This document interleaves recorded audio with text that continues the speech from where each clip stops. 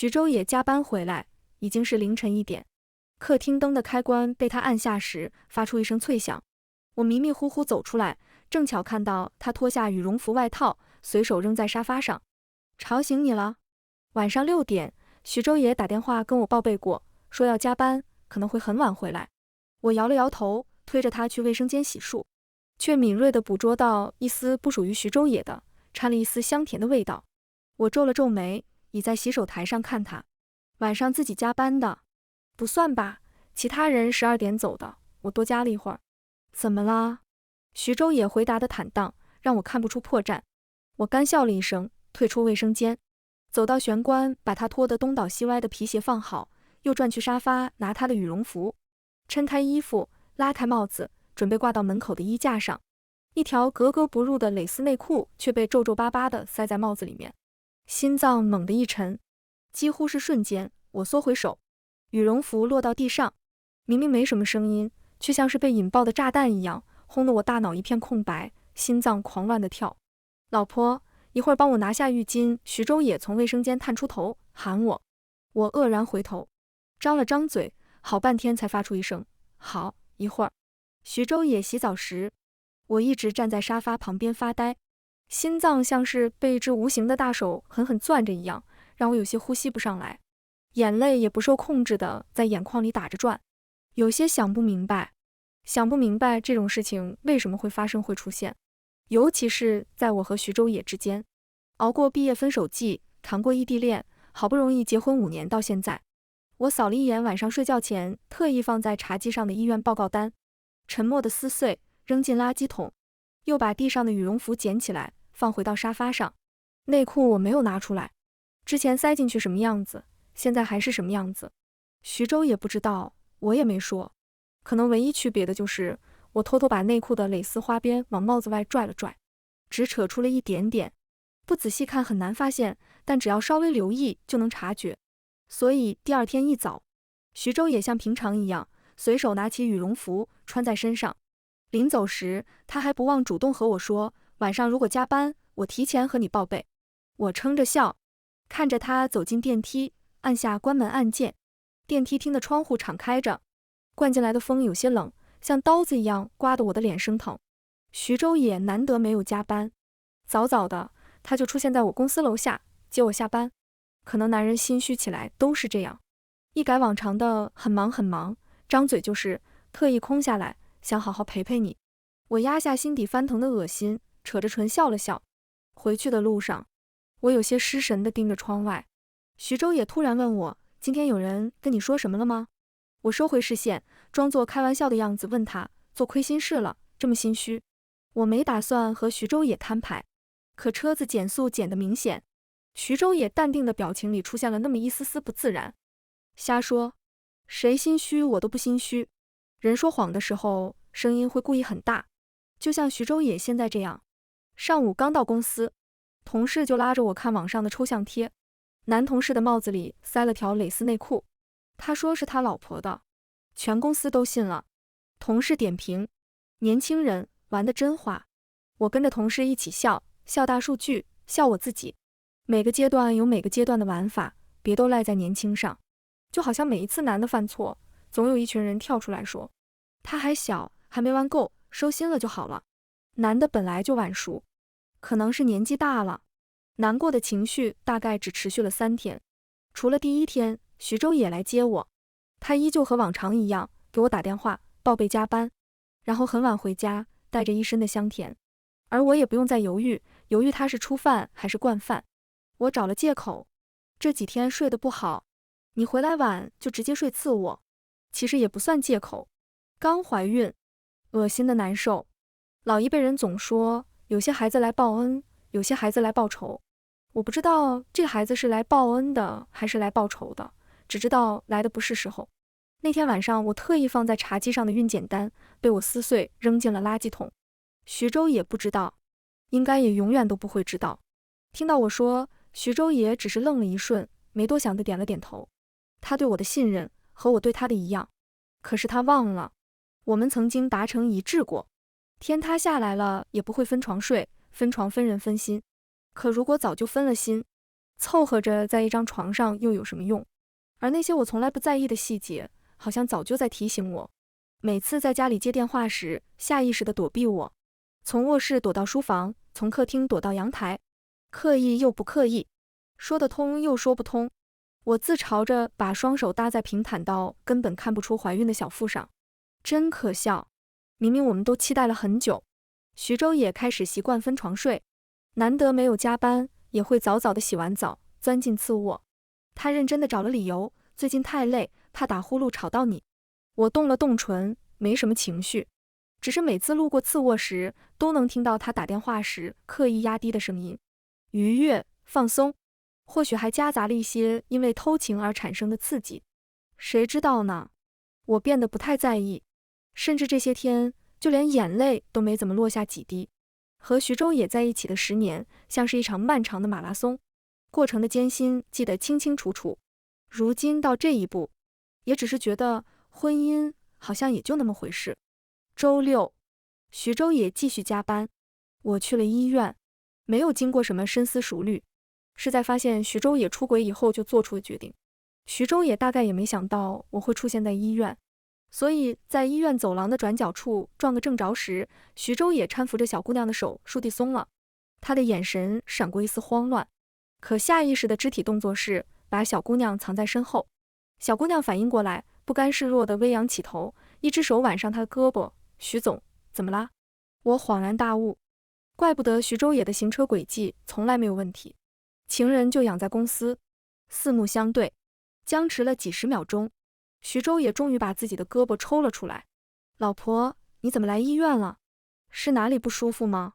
敷衍的关心显得很多余，说不出什么情绪，亲眼看到还是有些扎眼，但算得上镇定，所以扯出了一抹还算好看的笑，平静地和徐州野打招呼。真巧啊，你怎么在这儿？说着，视线有意无意地在徐州野和小姑娘的身上来回逡巡着，最终落在小姑娘身上，从上到下打量了一遍，年轻貌美，年轻貌美。徐州野的回应有些磕磕绊绊，他有点不舒服，我陪他来看看。你呢？怎么一个人在医院？我想我还是应该装出一点惊讶和生气，所以指了指小姑娘。所以她是谁？抬手时，我才发现自己的指尖有些轻微的颤抖，和徐州野的声音一样。公司新来的实习生，天天跟我加班，家的大姨妈紊乱了。看，徐州野找到了一个看似正当的理由，可哪个实习生会和男领导说自己的大姨妈紊乱呢？我后退了一步，压下心底的恶意，云淡风轻地附和徐州野。那确实是你的不对。和徐州野在一起这么多年，我们其实很少吵架，连生气都很少，所以他没发现我强撑的情绪，挠了挠头，附和着笑。是啊，是啊，那我先带他去看病，你一个人可以吗？我没来得及说话，小姑娘已经摇起头，眼里噙着泪。嫂子，都怪我，我从来没有自己来医院看过病，才让徐总来陪我的。我自己可以的。徐总，你先陪嫂子吧。话这么说，扯在徐州野衣摆上的手却松也不松。徐州野脸色一沉，他责备不满的目光扫到我脸上，又挪开。是啊，我明明一点多余的情绪都没有，他怎么能怪我呢？没关系，我不用陪，小毛病而已。你们先去看病吧，待会儿别过号了。我一边说，一边指了指妇科门口排队叫号的电子屏。听到我松口，徐州野挺直的脊背松了下来。好，那你有什么事情给我打电话。徐州野叮嘱我，这一次的叮嘱是实心实意的。在一起这么多年，我能分辨得出，可能是因为我没有跟他无理取闹吧。我弯唇，含笑点头，绕开他们，径直往手术室的方向走。徐州野根本没有发现，我已经很久没有主动联系过他了，电话、微信，就连在家都很少交流。做完手术出来，天都快黑了，徐州野给我打了好几个电话。术后观察时，我看到了，但不想接。我到家时，徐州野难得也在，更难得穿着围裙，在厨房里忙前忙后。怎么这么晚回来？给你打电话你都没接，担心死我了。嘴上说说罢了，真的担心我，就会像从前一样，给我身边的朋友打上一圈电话，一直到找到我。医生说要好好养着，更要保持好心情。我抿唇，敷衍了几句。徐州野也没有认真在听，他着急忙慌地把饭菜端上桌，拉开椅子，示意我坐下。我做了你最爱吃的水煮肉片和毛血旺，快尝尝。我没尝，筷子碰都没碰一下。不是因为医生不让吃，而是因为我不喜欢吃辣，从来都不喜欢。以前吃，只是因为徐州野喜欢吃。要不要先喝碗汤？我下午特地去菜市场买的新鲜排骨。徐州野殷勤的让我有些想笑。记忆中上一次他穿着围裙做饭煲汤，已经是我们结婚之前了。在我们谈到彩礼之后，他殷勤的做了一桌子菜，话里话外暗示我彩礼能不能少一点。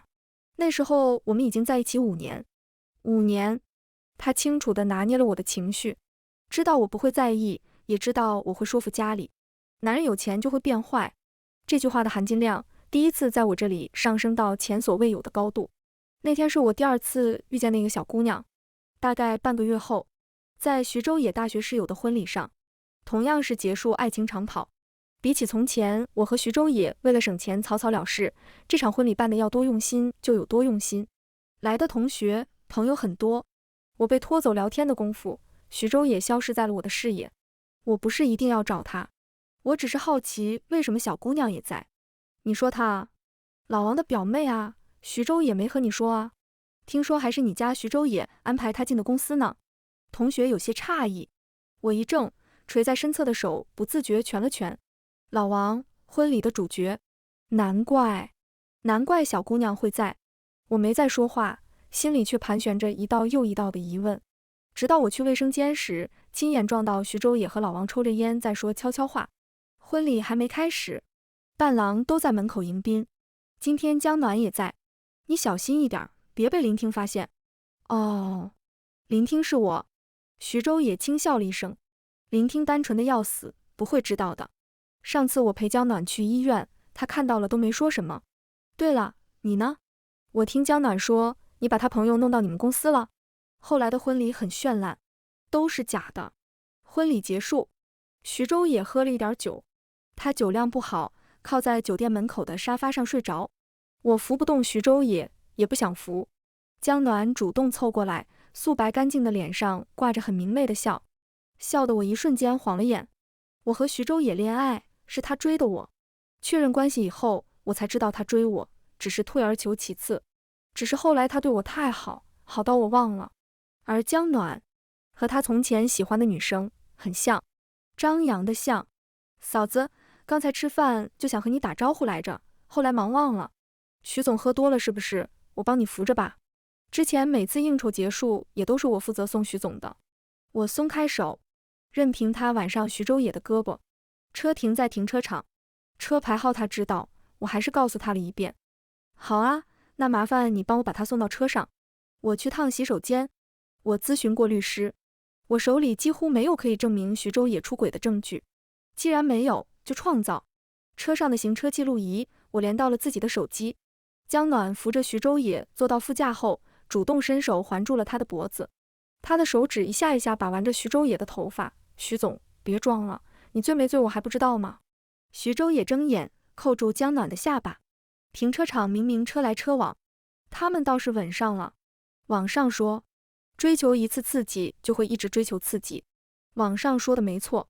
律师建议，离婚前最好搞清楚夫妻的共同财产。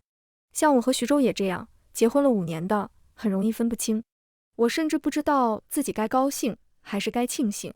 我提出要做理财规划时，徐州野只是惊讶地哇了一声。他帮我把家里所有的资产证明，包括房子、车子、存款、股票和基金，统统整理了一遍。怎么突然想起研究这些？当初说把家里财政大权交给你，你还嫌麻烦呢。徐州野对我从不设防，直到这一刻，我依然相信。除了他和江暖的事，我抿唇失笑了一声，笑我们2个人的感情在这一刻依旧像是没有出现过裂痕一样。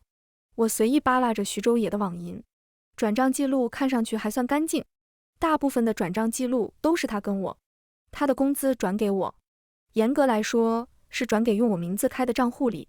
和徐州野结婚后，家里的钱基本都是他来处理。我搞不懂理财，也担心被骗。岁数大了，看到钱才有安全感。我撑着下巴，漫不经心地看着站在书桌旁帮我做表格的徐周野。他皱了皱眉，也只是皱了皱眉。好了，老公给足你安全感，都在这儿了。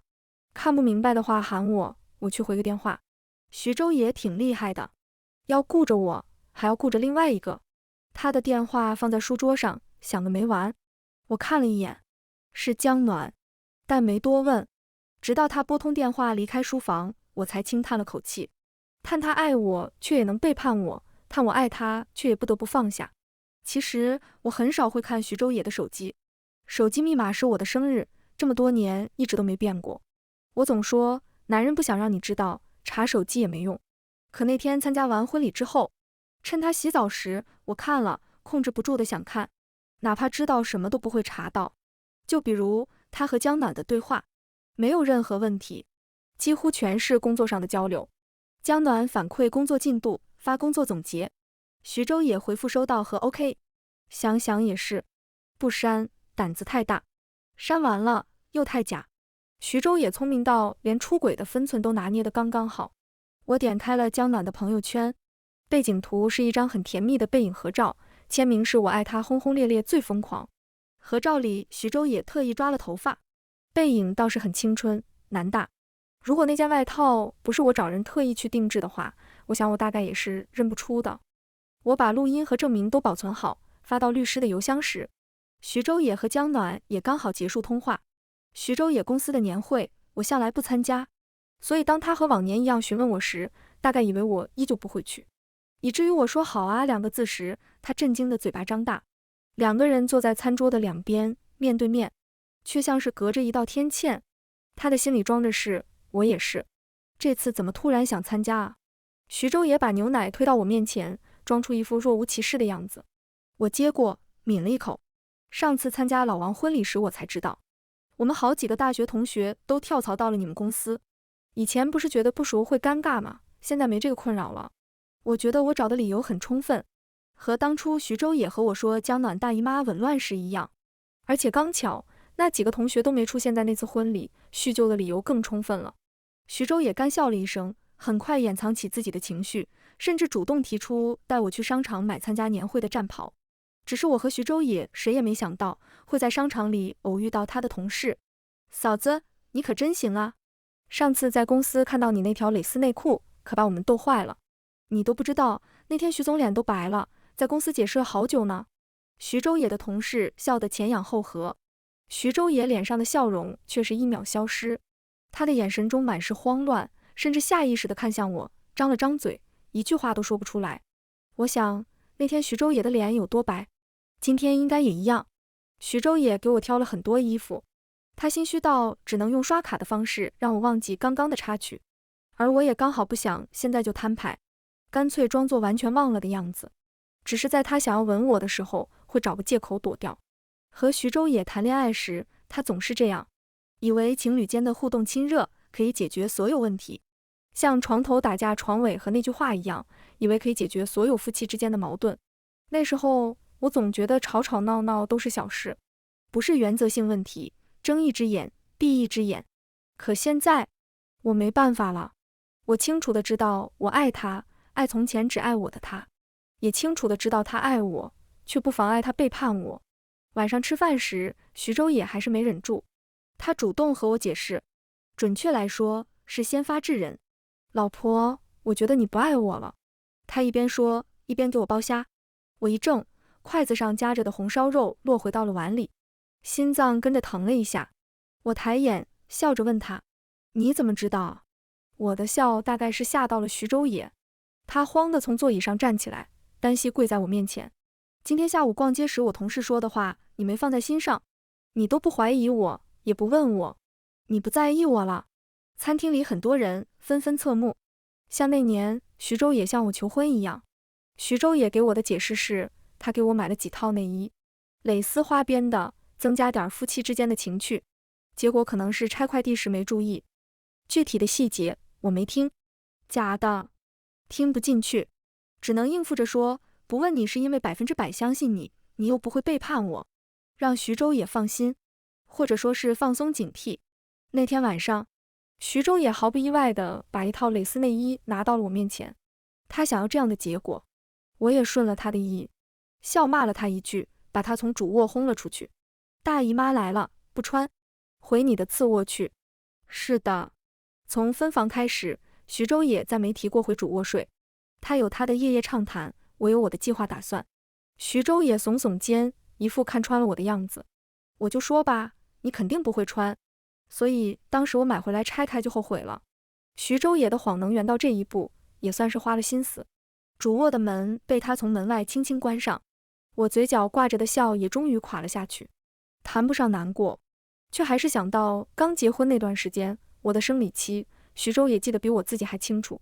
可现在明明日子差了这么多天，他连问都没问，一晃5年，想想竟然觉得有些恍然。后来总有人问我，是不是算准了年会上徐州也会和江暖发生点什么？我失笑否认，碰碰运气而已。和徐州也10年，我想过好聚好散，两个人坐到一起，把话说开。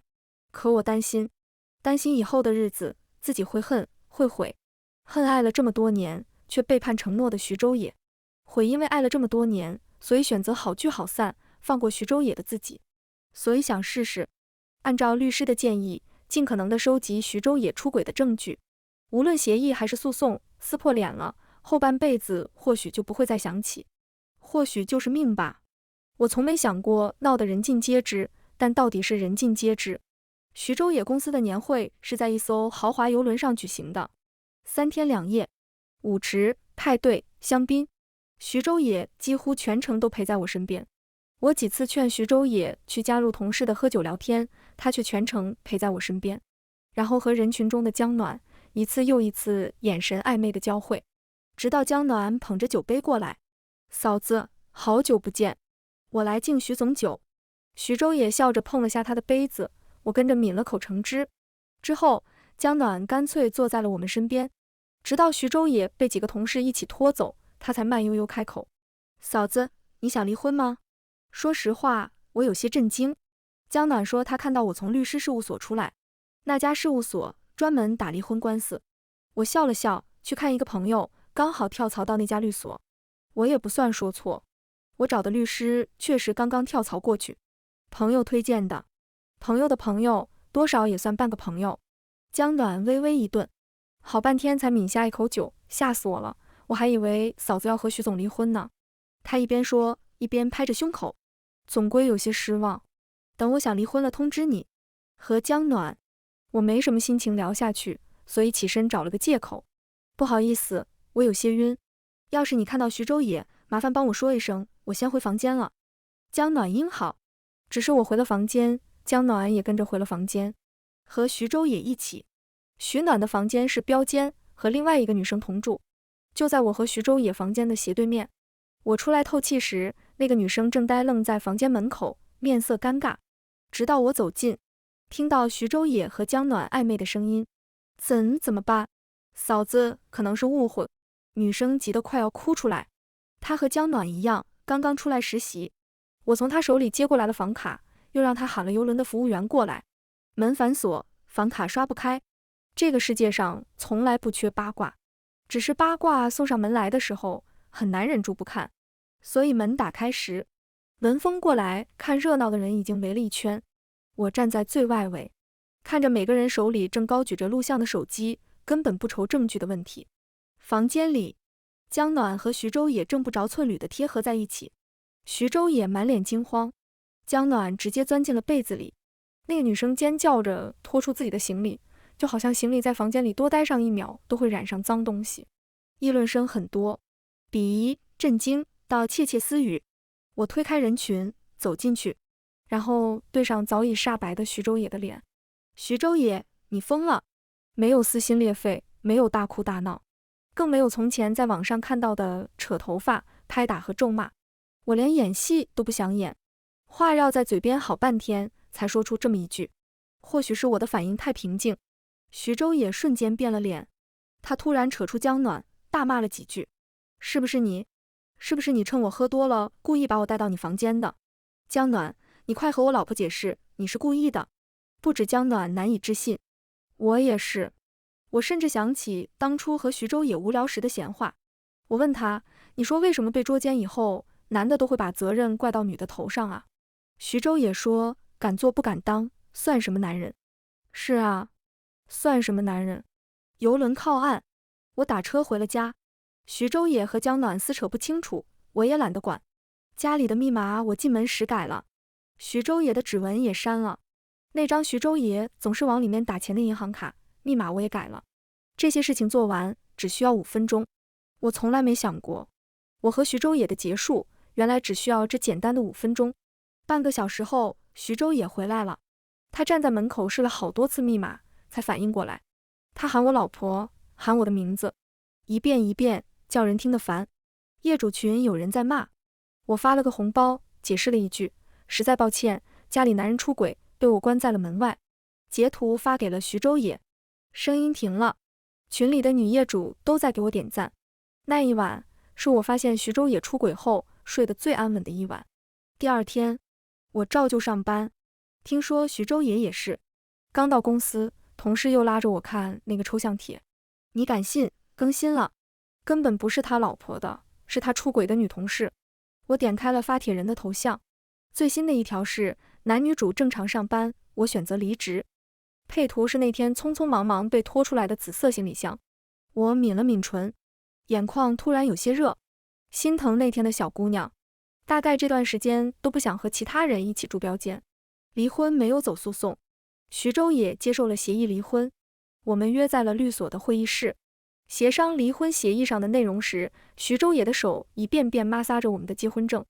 老婆，不离婚可以吗？我保证就这一次，我给你写保证书行不行？他的声音有些哑，下巴上的胡渣也冒出来了一茬。他扯过身边空白的协议，提笔就写。写的什么我不知道。他的手很抖，字写的又丑，我看不下去。律师看了我一眼，开口提醒，徐先生，关于财产分割方面，您看您还有其他意见吗？徐州野的手一顿，他的脊背像是被强压下去的一样，从进来会议室就没有挺直过。没有意见，我老婆说什么是什么。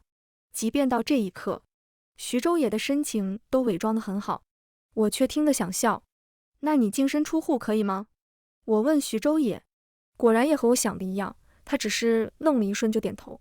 可以，你是我老婆，我听你的。我看了一眼律师，律师也看了一眼我。我曾和他聊过，以我对徐州野的了解，我们协议离婚很难协议出一个结果，因为哪怕我提出让他净身出户，他也会接受，因为他以为我会回头。徐州野就是这样，以为深情承诺就可以换来他想要的结果，不需要他付出任何代价的结果。财产是按照4-6分的，我6，徐州野4。直到真的预约上离婚登记时，徐州野好像才终于相信我要离婚这件事是真的。他靠坐在家里的沙发上，整个人潦草又丑陋，他的身上还是套着那天晚上穿回家的羽绒服。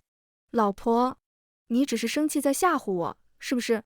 他无措的样子像极了做错事的小孩子。我摇头，我是认真的。徐州野能进家门，多亏了民警。他报警，说我不让他进家门。民警调解，让我们好商好量，就算离婚，也要真的离了才行。只要没离，房子也有徐州野的份儿。我拖着行李箱离开时，徐州野拦住了我。你现在都不愿意和我待在一起了吗？老婆，我真的错了。第一次，我用了看陌生人的眼神看着他，不愿意，也不想。还有啊，你羽绒服帽子里的蕾丝内裤，那天晚上我就看到了。徐州野，别闹得难堪了，真的挺难堪的，但也不后悔。非要说起后悔，可能就是当初的结婚真的很草率，草率到离婚才发现，离婚挺难的，真的挺难的。登记预约需要等半个月，半个月之后还有1个月。到民政局正式离婚那天，徐州野磨磨蹭蹭的，他挣扎了1个半月，也缠了我1个半月。每天早晨的鲜花、早餐，每天下午的奶茶、蛋糕，和每天晚上定时来我们公司楼下打的下班卡。同事总揶揄我，林听姐，御夫有道啊。我想起之前的那个帖子，笑得真心。那个帖子，男主是给你送下午茶的男人，以至于后来的奶茶和蛋糕没人喝也没人吃了，被同事转手送给了其他部门。老婆，一定要离吗？离婚前会有工作人员调解。徐州也当着工作人员的面又一次问我，他热切地看着我。工作人员也是。我从包里拿出来了一沓纸和照片，行车记录仪的视频我截了几张，口水拉丝的。